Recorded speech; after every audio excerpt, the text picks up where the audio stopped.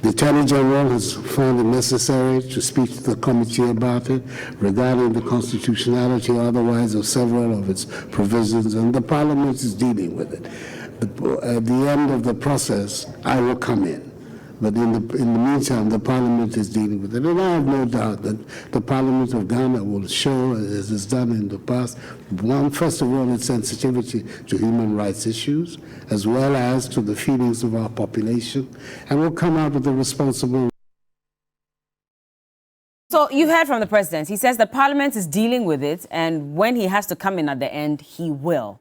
That's what the president said. Abiba. Yeah, so thank you, Bella. First of all, I want to tell my sister that Nanaya, I personally saw Samia Nkrumah at the dinner. Okay. So Samia Nkrumah, your party person. Samia is no longer Was she the with only? CPP. Okay. She was there. No, but she's no and longer then with as CPP. we sit here, we cannot tell whether other invitations were sent. Unfortunately, I don't have the facts, but we cannot also pretend that invitations were not sent. Sending invitation is one, as to the other people accepting to is another. So we cannot pretend that there were no invitations that were sent. But these are, that's the general secretary of the CPP. Yeah, and like if an invitation was sent, she would have known. If an invitation comes, it comes to my office. Yeah, so Okay. so what I'm saying is that I don't think it was a party thing, as you rightly said.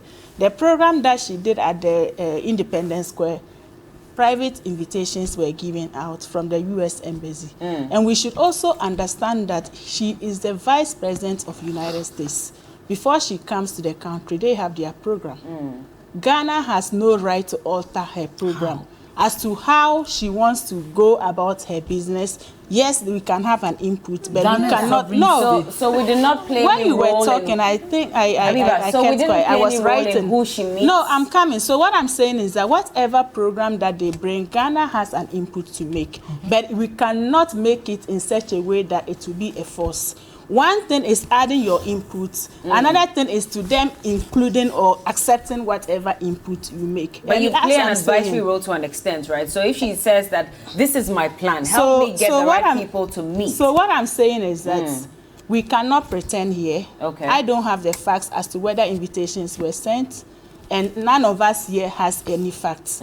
So let's not pretend that maybe invitations were not taken, sent. But with the people who attended, just a quick one, did you see some level of inclusion or inclusiveness? There was because I saw the business community. People from the business community were there. The sports fraternity. People were there at the dinner at least. And for the Independence Square, it was a public program. Even political science students from other universities were invited, and they were invited directly from the U.S. Embassy and not Ghana government. With regards to the women entrepreneurs that they met, I saw the video. I didn't see any government official as part of the meeting. So as to how that meeting also came up, it could be arranged from the U.S. Embassy. So sometimes let's not mix issues. Another thing that I want to say is that U.S. presidents have always come to Ghana. The fact that it is MPP that is in power, we should not negate it because of the visits. And in terms of the LGBT thing that we are talking about, it was a question that was posed to both of them. And we all listened to what the president said. What I can say is that our president has always been bold, courageous, and then he knows what he's about. Let's not forget that he's a human rights lawyer. So when he talks about human rights, he means what he's talking about. He did not dismiss whatever is in Parliament, but he's saying that the process is ongoing. And he's also saying, as part of his response, he's saying that at the end of the day, he knows the Committee for Constitutional wherever, they would take the sensitivities of human rights and the feeling of the Ghanaian people. What more could he have said that he hasn't said?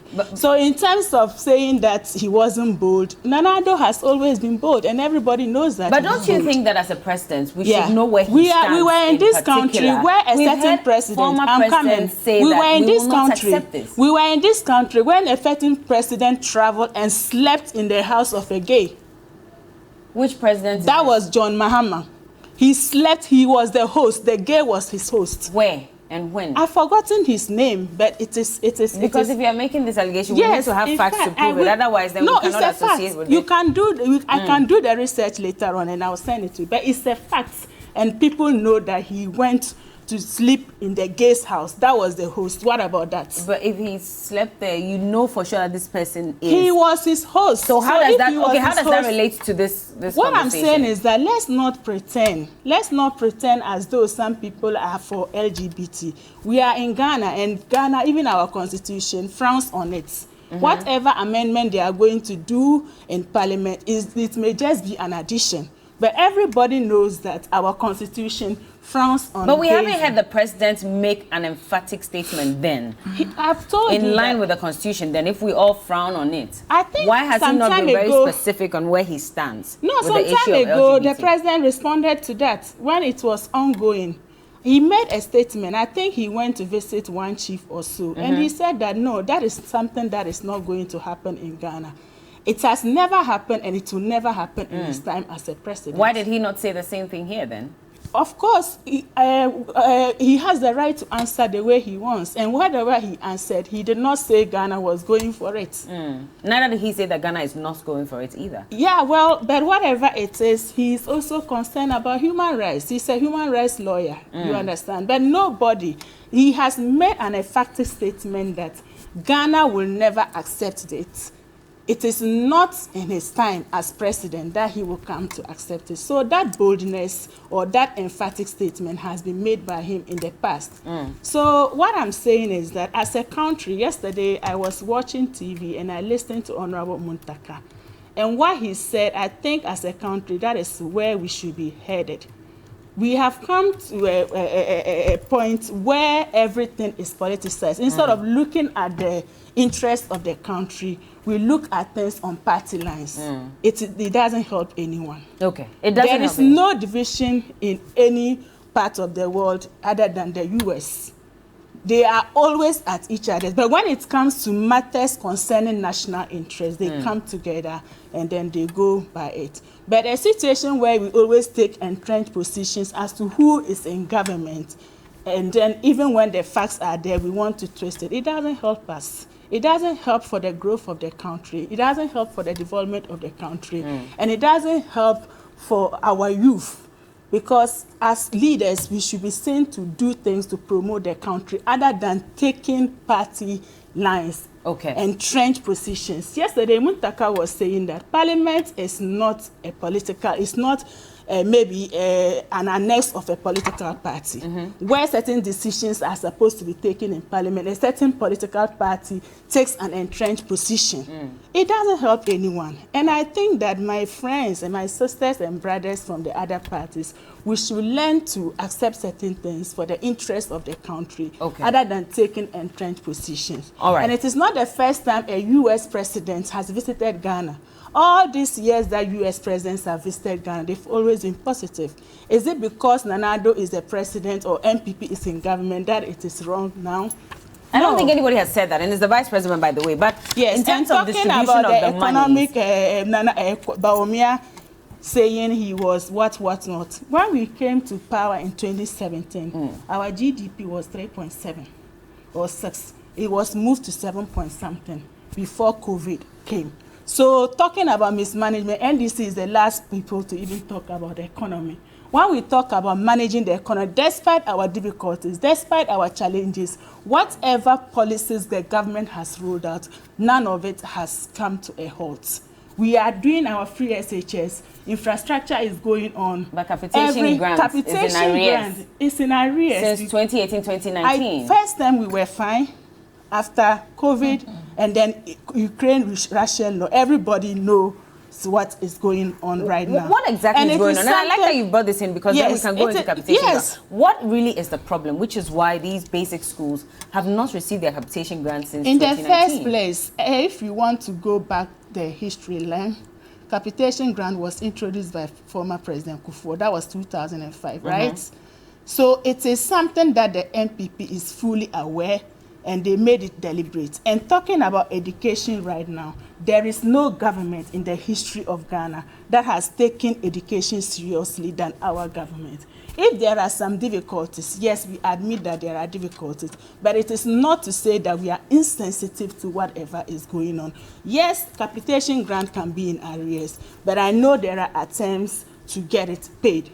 as soon as possible. When? Because as at 2022, hold on. As for when, so I will not be able to say when, but I'm sure when they are ready to pay, they will definitely pay. But these headmasters and headmistresses are complaining. In fact, now some of them are even saying that they don't want to be headmasters of the schools anymore because the pressure on them is a bit too much. As at 2022, when the third term academic year was going to reopen, we were told that there was excess of 300 million Ghana cedis that was yet to be paid in capitation grants. Do you know across as it stands now, the schools have not recently, I was in the UK, their transport system, everything came to like grounded. Even the advanced economies, strikes are ongoing across Europe, across like United Kingdom. So Ghana, I think that if we leave politics aside, I think what we are doing in Ghana, we should be commended.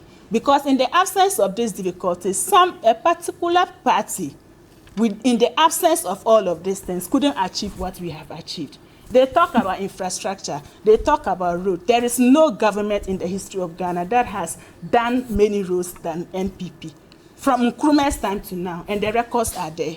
It's been challenged, when it comes to, it is not challenged. I will give you the right data. It's been challenged. It's been fact-checked. Challenged by who? It's been fact-checked. That 10,000 kilometers of road, after fact-checked by the media, it was discovered that it wasn't even up to 6,000. I think it was about 4,000 kilometers of road or so. Well, the media, they are fact, whatever. I don't want to call it fact check. Whatever exercise has been done, I cannot take it as authentic because the facts are there. You cannot take the fact check of the media. Let's not digress. By the way, I can't take that as the sole. Let's not digress. I'll bring you those details. But still on the capitation grants. Now, parents are being levied. Yeah. So that they can keep the schools afloat, the basic schools. Parents are levied from where? So the headmasters are saying that now they have to start collecting money from some of these parents in order to keep the schools afloat because they are not receiving that 10 Ghana cedis per child capitation grants that the schools are supposed to be receiving. It's something that they want to do, but it's not a policy from government. And I don't think that they can do. No choice, Abiba. If I'm running a school as a headmaster and I'm supposed to receive a certain amount for the students in my basic school, 10 cedis per child, and over 3 years I have not received that, where am I supposed to get the money to ensure that the school is running? Is it over 3 years or 2 years? I don't think it's 2019? 2019? Yes. I don't think that is When do you think it is? I don't think so. When do you think it is? Even yesterday, when Clement Apak spoke, he made mention of 2 years. Clement Apak, that's but whether it's 3 years or 2 years, hold on, I'll pull it up. But whether it's 3 years or 2 that years, is why should we have schools that don't have their capitation grants? That is what I'm saying. I'm saying that we can't pretend that we are not in difficulties. Everybody is aware. The president has admitted that we are in a difficulty. But that does not mean that we are not sensitive to whatever is going on. Yes, there could be arrears, and definitely very soon, government is going to address that issue. I can't tell you when. But in terms of our educational sector, I will say it again that no one can say that the educational sector that we have right now has been better in any way. It is the best so far. Even in the midst of challenges, we are still going on with our policies. Okay. Yeah. All right. Now, it says that the amount itself is inadequate looking at the price of commodities. The last time it was paid was in 2019. That means that 2021, 2022, and now 2023, we have not received anything. So those running their schools only on capitation are really suffering. Notwithstanding, the Director General of the GS admitted the challenges and promises to ensure that capitation will be released on time. But the question is when, Nanaya? What do you say? I mean, I'm not asking you about when. No, I am saying but for these number of years. Abiba here is in government, and she's saying that when they are ready, they will pay. But you see, let me do some correction for my sister here. Whenever there is a visiting president from every country, they have their program, we have an input. There is no way they would impose their program on exactly us. What I said. Do you get me? So they have their program, we also make input. And sometimes we direct them to the people they have to meet and speak to, the relevant ones. So it is not done in isolation. Because even with their security, they collaborate with our security as well, even though they bring their own security, especially with America. So, I mean, it is not that they came with their own program and they imposed. They don't do that. And this is not also the first time that a president has visited Ghana under MPP. Bush visited Ghana under President Kufuor. And nobody spoke about these things. He did things. President Kufuor, J.A. Kufuor, one of the best that we've had so far. It was under an NPP government. My dear, capitation grant, I believe it is meant to sustain the basic schools. Basic schools. Their talk, the equipment, implements, whatever they will use. It has been in arrears for 2 years, meaning that every year they are supposed to get 15 million Ghana cedis. And this is for public basic schools, not the private one. I've seen some private ones also, a few. So how do these, even including chalk, I'm even surprised that we are still using chalk at this time. But that is what it is. So even the chalk, they cannot buy. And my sister here is saying, still use chalk? yeah, you see, she doesn't even know that we still use chalk. I We thought still that use was chalk. newer. No, we still use chalk. Really? Yes, we still use chalk and blackboards. You see, so this is Because I think that. Hold on, Abiba, please. Let her land. we still use chalk. When you go to the rural areas, we still use chalk. We still use the blackboard. A teacher was complaining on TV that they cannot even buy chalk. I think it is your network. They said they cannot even buy chalk. Chalk that they will use to write on the board to teach the kids. So if this grant hasn't come for 2 years and it's 100 million, how then can you say that education is the best? Because the implements that are needed to teach these young ones is not available. And the basic school is key. You see, the most important place or the most important channel of education is the basic school. Because that is where the student is formed. Your mind is formed. Your diction is formed. Your vocabulary is formed. Your culture, everything is formed. Before you get to the SHS, you have formed already at the basic level. If you can speak good English, if you can write well, it's from the basic. I remember I always say that when I was in class 3, I will never forget. My English teacher, Mrs. Battels, taught me the apostrophe S. She taught me about the apostrophe S, and I would never forget it. Do you understand? I had Mr. Ken Wood, who made sure that I recited the multiplication table. So at the basic level, so if at the basic level we have neglected it to the extent that 100 million Ghana cedis is old. Meanwhile, the Constitution says that the education at the basic level is free. Free composite basic education. And free means that government will help, government will supplement. So you see, it should be a priority. I am surprised if my sister is saying that nobody has asked the parents to help. I didn't say that. I said it is not government's policy. No, but or the point initiative. I didn't say nobody has asked. My dear, if it is not government policy, it can never be government policy or initiative. It is out of the empathy of the parent that when I go to the school and my son or my daughter is not being taught, especially the daughters, what do we have to do? How can we help? So they do what? They try to help by using their own small money. How is that? My dear, how is that? When you see this government thinks about themselves, when the EC went to Parliament and they were talking about the Ghana card, immediately the finance minister said he's ready to release 100 million to the NIA to issue the cards. And I've heard the cards have started. They have started issuing it. Because it's election, because they want to break the 8, they are more, they are more interested to ensure that we get the things that we need to vote instead of caring for our kids. You see, the vulnerable in this society is not being cared for by this government. I saw a pensioner say, the pensioners' caucus, saying that their money has not been paid. The coupons that they are supposed to be paid to them has not been paid. We were here, there were no vaccines for babies, and now young children don't have what it takes to have the right education at the basic level. Bella, it's not everybody who can go and pay 5,000 a term to take a child to a private school. Those days, the public schools were even better than the private schools. Why has it turned right now? Why is it like this right now? You see, government should put priority to certain areas of the economy.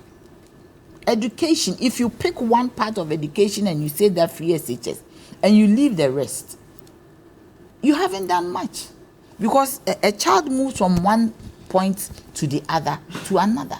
And in the middle of the chain, there are 4 chains. You have the nursery, the basic, the SHS, and the tertiary.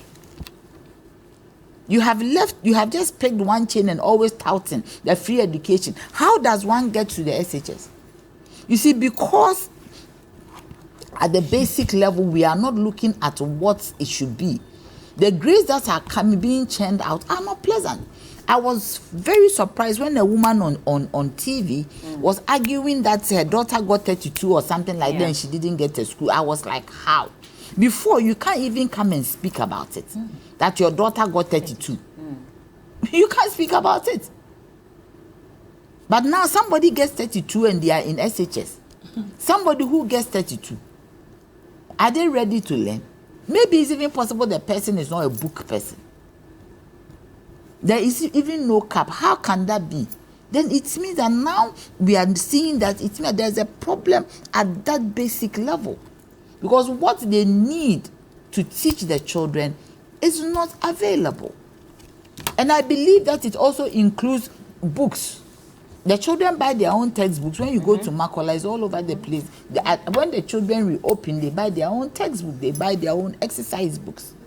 But the teacher's notes, what the teacher needs to teach the children, the school has to buy it for the teacher. Well, the teachers are using their salaries that they barely even get to provide these things. Yes, but now parents are even paying exam fees and sports fees. That is the point. So what is happening? So it means that government doesn't even care about these children. It is the care. Because if you care about something, you make sure that it is catered for. The same way that we didn't have vaccines for measles. You see, every time, when you talk about these things, it's as if you want to bash somebody. And immediately they go and equalize. Now they bring in Kwame Nkrumah.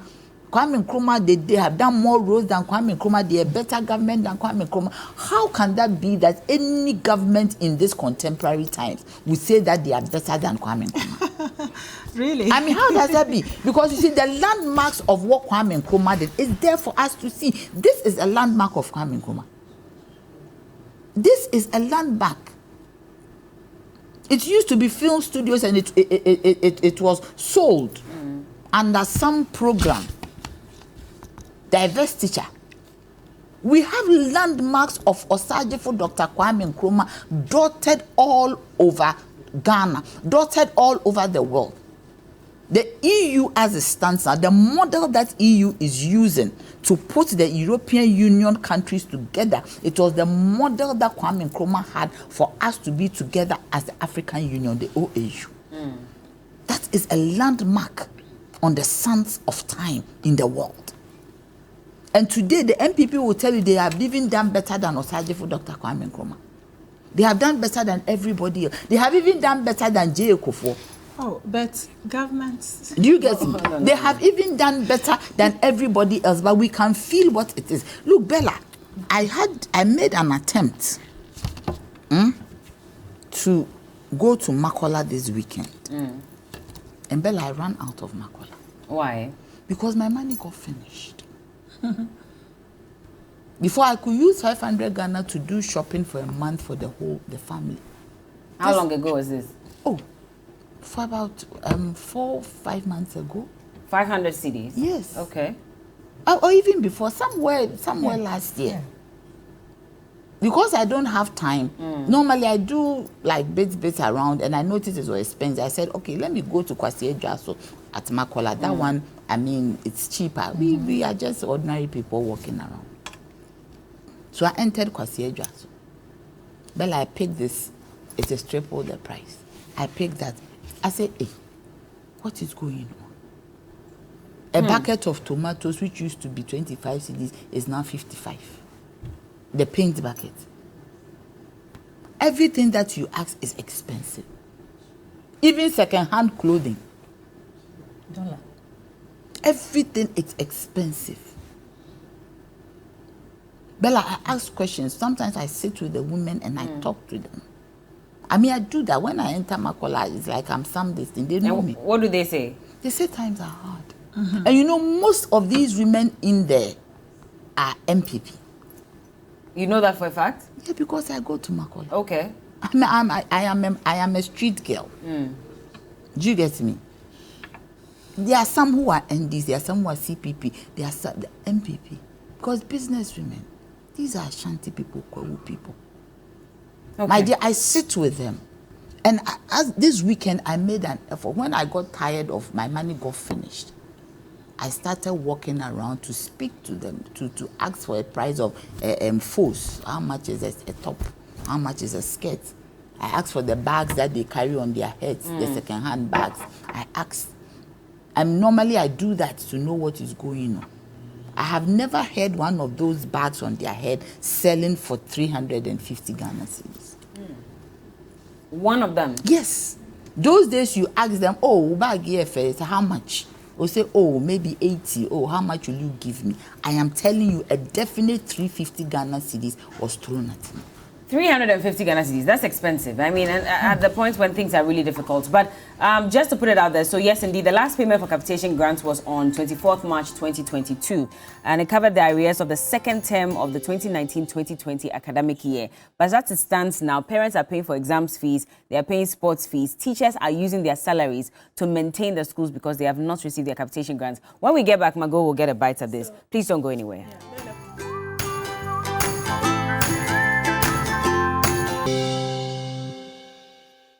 And the conversation continues. We're still talking about capitation grant and the fact that it's delayed. Now, the national president of the Conference of Heads of Basic Schools, CHOPS, has revealed that heads of basic schools now depend on loans and personal savings to operate over lack of capitation grants. And this is an interview that Ado Nicholas Nikpapo, who is the president of this union, did say about it. He says that it's made it extremely difficult for the head of schools to undertake certain school activities. Now, he says that for 7 terms now, which sums up to 2 academic years, government has not given school heads their capitation grants, which they use in running their affairs and activities in the school. Margot was just going to take a bite on this, but we'll project some of the schools and the situation that they are in some of these communities, just so you see how dire the situation is. Thank you, Bella. And first of all, let me comment on what my sister said. She made an allegation that she saw President Mahama in somebody's house. I said he was in so somebody's steady. house. How could I have seen him when I wasn't there? Bella, let's get serious. You know, I didn't want to trivialize Your name this is issue. Andrew Solomon. You know, I didn't want to trivialize. I didn't want to trivialize this issue. For that, who is the president of this country that is associated with a gay song? There's a song out there associated with this in with what a way? song. Yeah. You see, but I didn't even want to trivialize No, but when it. associated in what way? There is a song. I'll forward it to your producer. But the fact is that I didn't want to trivialize this issue. Who did the song? I didn't even want to go there. Did he give approval? Someone just decided to do a song Bella, for him. So that is why I'm telling you that I didn't want to ambiguous. trivialize this very important, you know, emotive subject with trivialities. You understand? I didn't want to play down on this issue at all. We are talking about a president of a nation. President Mahama went to Scotland Parliament, addressing them, told them emphatically, boldly that he will not accept this in his country because his people do not accept it. Bella, President late Mills also mentioned it. We are talking about President Akufo-Addo, where he went for the Commonwealth meeting, had the opportunity on the bigger platform like Al Jazeera to speak the mind of his people. He couldn't. You understand? President Nana Addo again had the opportunity. Even Kamala was more diplomatic about it, but he went blunt to an extent of trivializing what is even happening in Parliament, making it like a basic, this is not sponsored by the state and some individuals. You go and meet a chief. Is Ghana advocating for gay and lesbianism? So if you go and meet a chief and you tell the chief it will not happen, we should take your word for it. The people that are manipulating you, pushing you to do the thing, you have the opportunity to meet them, sat on their platform. You couldn't address the concerns of your people, then you can't sit here and say Nanado said it will not happen. It will not happen where? At the chief that he went and met. Okay. We wanted him to use that bigger platform he got, like meeting a Kamala. And saying that these my people will not accept it. So you don't go about saying somebody is a friend to what President Mahama has made his point. Okay, let's move on now. Underscore. And you see, that is how they don't listen. This is how Nanado doesn't listen. He lives as if he's not a Ghanaian. The presidency and the citizens are worlds apart. When you say he lives as if he's not Ghanaian, how? Because he does not even portray the culture and the beliefs of his own people. Really? But he says that when it gets to him, after whatever when it gets to him, after saying that it is not something of any importance to the states, after saying that, indirectly, that was what he meant. That's what you're deducing from we it. all did Kasakwa in It's your school. interpretation. We all did that. Okay. And you see, Nanado doesn't listen. That is why all the stakeholders of education has advised him on how he goes about things and he doesn't listen. That is where we are here, capitation grant. Pella, we have the school performance improvement plan.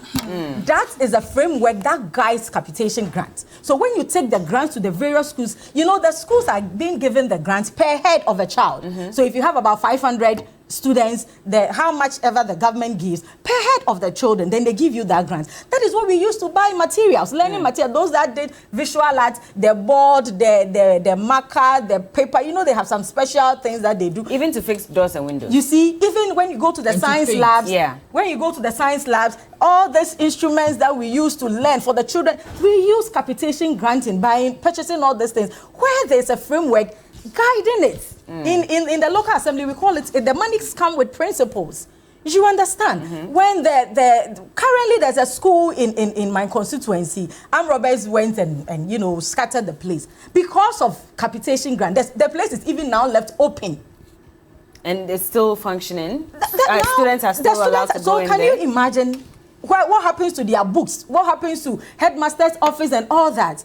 And you see, as she clearly said, capitation grant was introduced in 2005. So if you believe so much in the Kufuor's administration, why are you undermining it now? How? For 6 good terms, you haven't paid capitation grant. Recently, you said parents should no more pay printing fees. The recent exams that the basic schools they wrote, you did not give them money for the printing fee, so you asked headmasters to go and borrow. Bella, if there were capitation grant, at least they could have used some to print the papers. Now you ask the teachers to write on the board. How many questions can you even write on the board? Bella, they are undermining our education system. If the foundation is not good, as Nanaya said, what will free SHS do?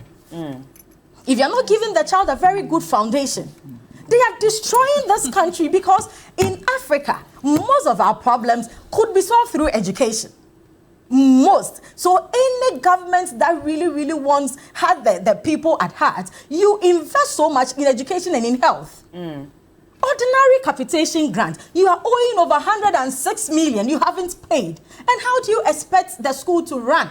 Because this is what they use in the day-to-day activities of the school.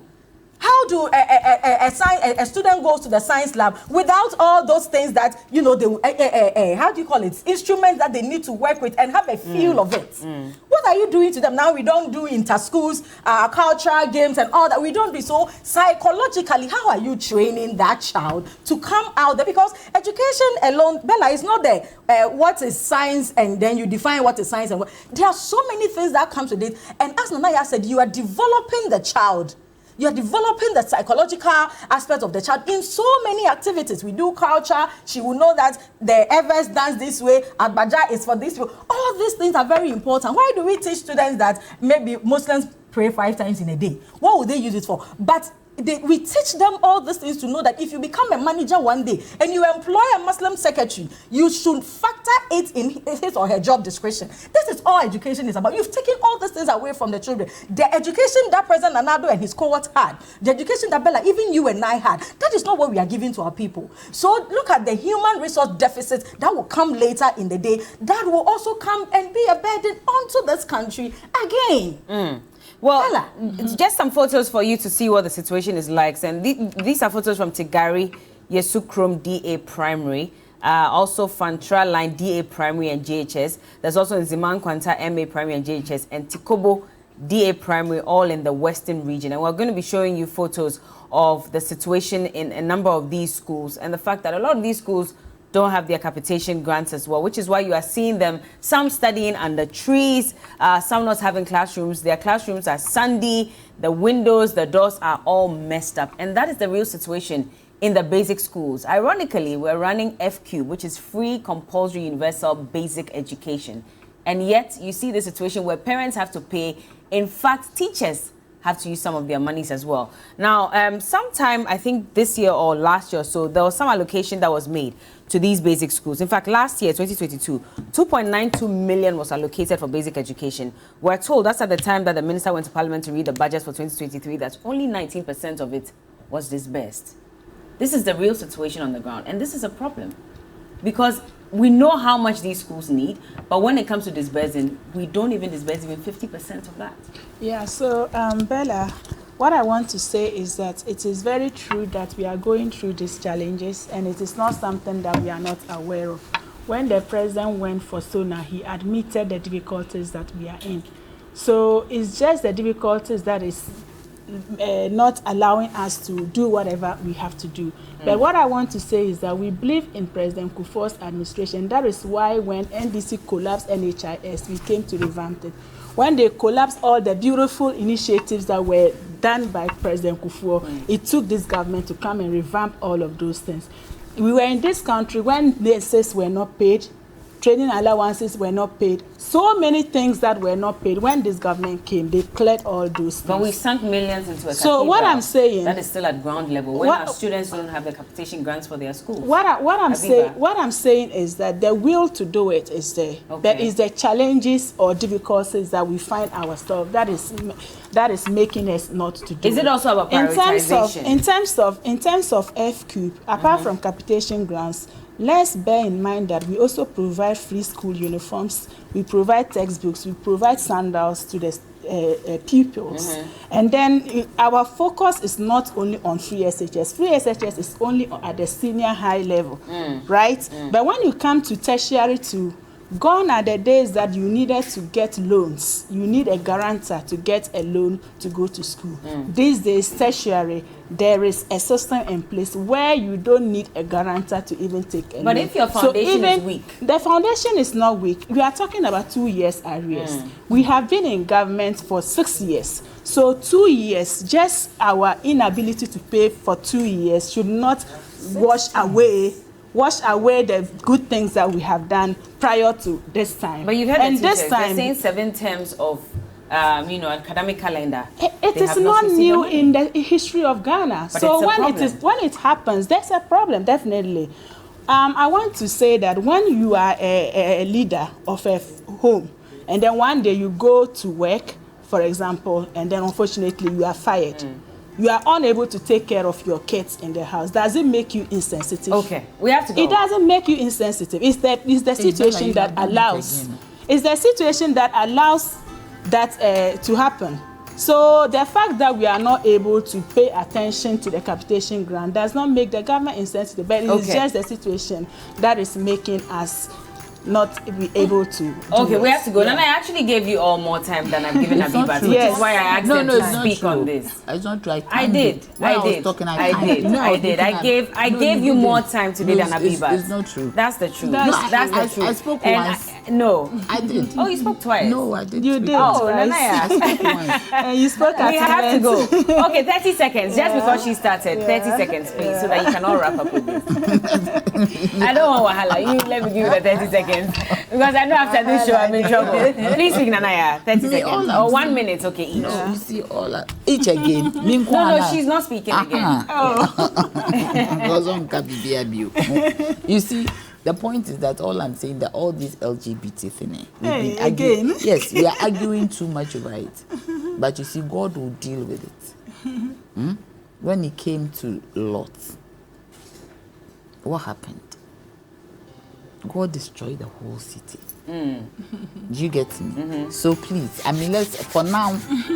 If they won't listen, let it. No, we are listening. God will deal with it, and God will deal with it in His own way, and He will divide the chaff All from right. the heat. Mago. So, Nanaya, I am appealing to Ghanaians, those who lost their jobs through this useless banking sector reforms, those who have lost their livelihoods, all those that are going through hardship that they cannot even take care of their children, free SHS, its implementation, the cost that it has brought on parents. I'm urging all well-meaning Ghanaians to join the NDC and change this government come 2024. And Bella, on Sunday, please, my constituency Suhum, we are having a walk with all aspirants. Breaking the I'm eggs calling on all country to come and walk with us. All right. Yeah. Thank you so much. And happy birthday on Saturday. Thank you, and happy birthday to you as well in advance. Thank you so much. I want you to come Nana on board. Yachimpim Janto is the General Secretary for the CPP. Margaret Ansay, a member of the NDC Communications team,